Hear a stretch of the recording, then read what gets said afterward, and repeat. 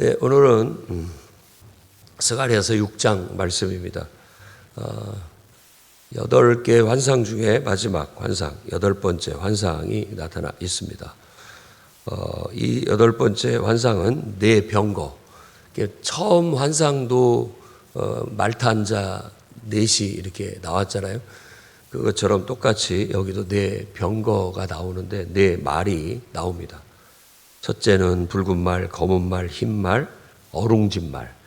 건장한 말은 다른 말이 아니라 이 네 말이 다 건장하다.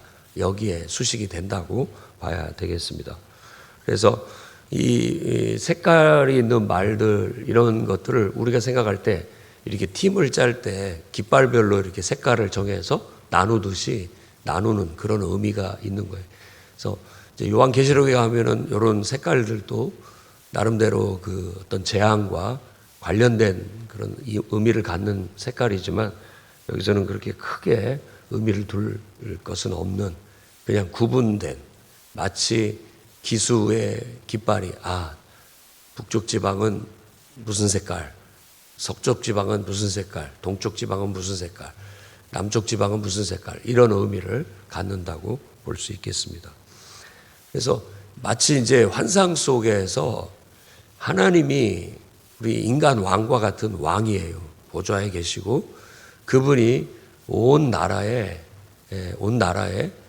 상태, 동태를 살피기 위해서 이 전령을 보내는 것 같은 느낌으로 보내는 겁니다. 이 환상이. 그래서 첫 번째 환상도 그런 의미였고 이 8번째 환상도 그런 의미로 이 전령들을 보내는 그런 이야기라고 볼 수가 있습니다. 그러면 하나님이 뭐 이런 전령을 보내서 소식을 들어야 세상 돌아가는 걸 아느냐? 그런 건 아니죠. 다만 그런 식으로 하나님의 역사, 통치, 하나님이 어떻게 온 세상을 지켜보고 계시고 어떻게 하나님이 온 세상에 개입하고 계시고 역사하고 계시는지를 이해시키기 위해서 이렇게 보여주는 거라고 볼 수 있습니다. 그러니까 하나님은 눈에 안 보이잖아요. 그러니까 하나님 뭐 하고 계시냐고 이렇게 볼 수 있는데 하나님은 끊임없이 우리들의 동태를 살피시고 그 속에서 하나님의 뜻과 계획을 이루어가고 계시는 분이시다. 이런 의미를 담아서 이런 환상들이 주어지는 거예요. 그러니까 이런 걸 보게 되면 하나님은 지금도 우리를 위해서 일하고 계시구나. 역사하고 계시구나. 보이지 않는 가운데서 하나님은 이렇게 일하고 계시구나 하는 걸 알 수 있습니다. 이 네 말들 중에서 특별한 그 의미는 이제 북쪽으로 간 검은 말이 북쪽으로 갔다고 하고 이제 뭐 흰 말이 그 뒤를 따랐다고 하는데 검은 말이 갔던 그 북쪽에서 가져온 소식이 북쪽으로 간 그 전령이 하나님의 마음을 쉼을 얻게 했다. 이 말은 무슨 말이에요? 속이 시원해졌다라는 말은 뭔가가 이루어졌다라는 의미를 갖잖아요. 소식을 듣고 마음이 이제 뭔가 됐구나. 잘 되고 있구나. 이런 거를 확인했다라는 그런 의미가 됩니다. 그러니까 북쪽으로 갔다라는 것은 이제 북서쪽. 이 북서쪽에 가면 바벨론이 있기 때문에 그쪽으로 간 것이 아닌가라고 생각할 수 있습니다. 그래서 우리 하나님의 백성들 입장에서 봤을 때 예루살렘을 재건하고 예루살렘이 하나님을 섬기는 중심 성전 도시가 되는 비전 속에서 모든 나라들이 하나님을 배우고 하나님의 말씀을 배우고 하나님을 예배하기 위해서 예루살렘으로 모여들 거라는 비전을 가지고 계시는데 이런 모든 일들이 이루어질 수 있도록 북쪽 땅에서 어떤 변화가 일어났다. 그러니까 바벨론에서 어떤 변화가 일어났다라는 것을 이렇게 보여주는 그런 환상이라고 볼 수가 있습니다. 우리도 열심히 기도하고 하나님의 뜻과 계획을 구하고 나아가다 보면 하나님은 이렇게 일하고 계시고 역사하고 계셔요. 그래서 어느 순간에 그 응답이 오면 우리 마음도 이렇게 쉼을 얻게 되는 거예요.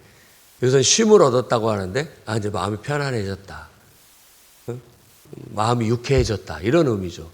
뭔가를 해결하기 전에는 마음이 편치가 않고 그것 때문에 골똘하고 근심하고 염려하고 있는데 이제 그 문제가 다 해결이 됐으니까 마음이 쉼을 얻게 되는 거죠. 안식을, 평안을 얻게 되고 그런 걸 기도 응답이라고 볼 수 있겠고 하나님의 뜻과 계획 속에서 우리의 바람이 성취됐다 그런 거예요. 사실 우리가 인생을 살다 보면 우리가 원하는 때 우리가 딱 필요로 할 때 탁탁 이루어지면 좋은데 때때로 많이 기다려야 하는 경우가 있습니다. 그것은 내가 원하는 때보다 하나님의 때가 있기 때문에 기다릴 수밖에 없는 그런 경우가 생기게 되죠. 그래서 그 기다림이 어려운 거고 힘든 거예요. 근데 그런 확신을 잃지 않고 변함없이 제자리에서 그걸 기다리고 있다라는 것은 기도의 자리에 나아가 늘 하나님을 신뢰하고 믿는 믿음으로 주님과 동행하면서 주님이 언제 그 뜻과 계획을 성취하실지를 늘 지켜보는 것이죠. 그러다가 주님이 때가 됐을 때 그걸 이루었을 때 하나님 마음도 이렇게 쉼을 얻는 것처럼 우리 영혼도 편안함을 얻고 쉼을 얻고 응답을 받게 될 줄로 믿습니다. 여러분의 기도 중 하나라도 빠짐없이 다 그렇게 응답될 걸 믿습니다. 그리고 그렇게 믿고 기도하시기 바랍니다. 그 다음에 9절에서부터 15절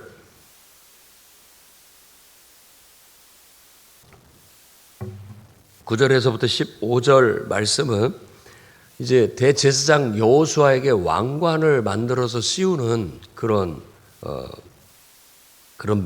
말씀이 예언이 주어집니다. 그것은 바벨론에서부터 포로로 귀환한 사람 헬데, 도비야, 여디야, 또 스바냐의 아들 요시야 이 네 사람이 은과 금을 가지고 와서 바쳤어요. 그걸 가지고 왕관을 만들게 됩니다.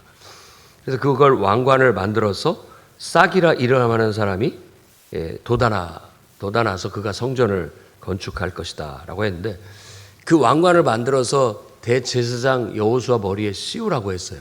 그 씌우는 의미가 뭐냐? 바로 그 의미가 12절에서 말하는 싹이라 이름하는 사람이 자기 곳으로 돋아나서 여호와의 전을 건축하리라. 이 싹은 순이라고도 하죠. 순이 돋아나는 거. 그래서 어떤 단체에서는 그 이 싹을 가지고서 순 모임 뭐 이런 식으로 만들기도 했었죠. 이런 성경에 기반한 이름이라고 볼 수가 있습니다. 싹이라 이름하는 사람이 자기 곳에서 돋아나 여호와의 전을 건축하리라라고 말하고 있어요. 그러니까 어떤 새싹 같은 새순 같은 뭔가 기대와 소망, 새로운 시작을 알리는 어떤 존재가 나타나게 될 것이고 그가 여호와의 전을 건축할 것이다 라고 말하고 있습니다. 그러니까 지금 이 대제사장과 이 스가랴가 활동하고 있던 이 시대에 이스라엘의 총독 다윗의 혈통이었던 그야말로 왕관을 쓸 만한 사람은 스룹바벨이에요. 스룹바벨이 다윗 왕의 혈통으로서 이스라엘의 유민들을 이끌고 지금 예루살렘에 와서 성전 재건을 하고 있기 때문에 그렇습니다. 그러니까 얼핏 보면 이 순이 그러면 스룹바벨인가? 라고 그렇게 생각할 수 있어요. 그래서 스룹바벨은 예수 그리스도에 대한 예표가 됩니다. 그런데 궁극적으로 보면 이 말씀을 성취하는 분은 바로 인간으로 이 땅에 태어나신 예수 그리스도임을 알 수가 있어요.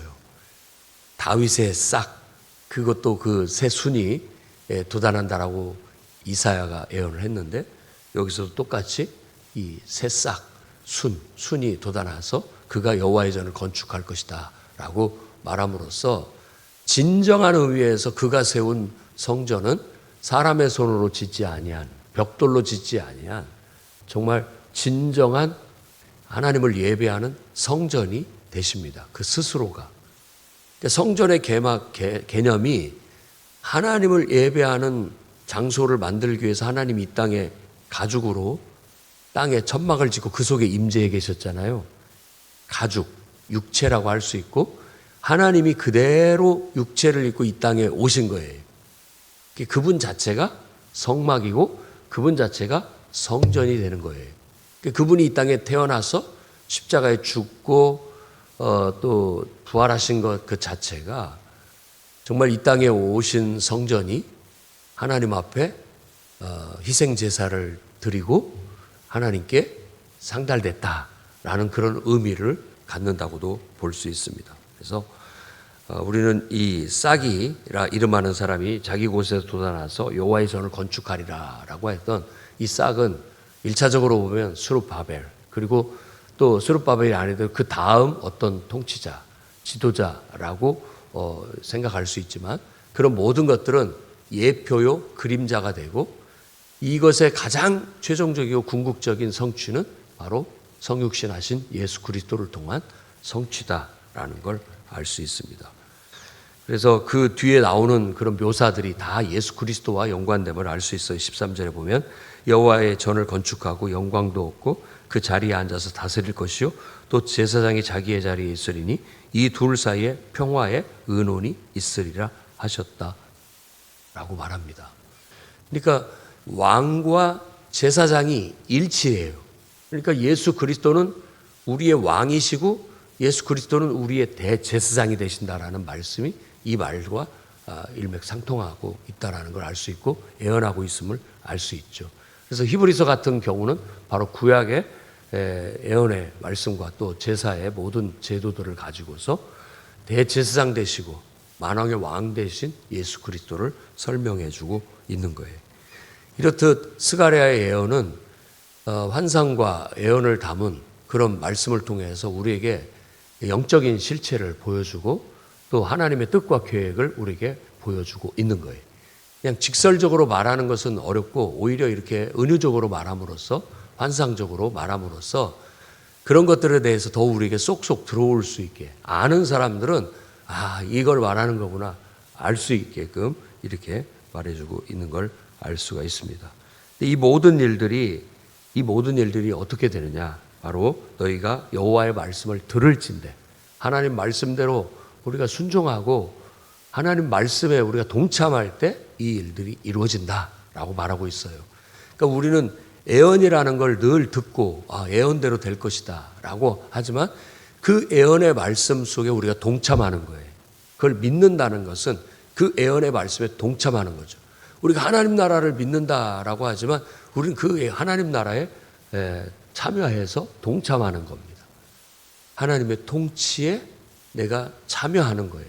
하나님이 나를 통해서 일하고 나를 다스리시고 내가 하나님의 일꾼이 되어 주님 대신 이 땅에서 주님의 뜻을 펼쳐나가는 그런 일을 한다라는 그런 의미를 갖는 거예요. 그게 바로 하나님 말씀을 듣는 것이고 어제 말하는 순종, 어제 말씀 속에서 주어진 순종의 진정한 의미라고 할 수 있겠습니다. 그래서 오늘 말씀을 통해서 오늘 또 끊임없이 하나님은 그의 천사 전령을 보내서 우리를 살피시고 우리 기도를 들으시고 때가 되면 응답하실 준비를 갖추고 계십니다. 그러니 믿음과 확신을 가지고 하나님 앞에 오늘 또 믿음으로 기도하는 시간 되기를 바랍니다. 그리고 언젠가는 주님이 예언하신 약속하신 그 날은 반드시 오게 됩니다. 우리가 하나님의 임재 안에서 주님과 늘 기도하고 하나님 말씀대로 살아가다 보면 그 날을 보게 될 거예요. 모두가 그 날을 보고 그 영광을 볼 수 있는 은혜로운 성도들, 축복된 성도들이 되시기를 주의 이름으로 축원합니다.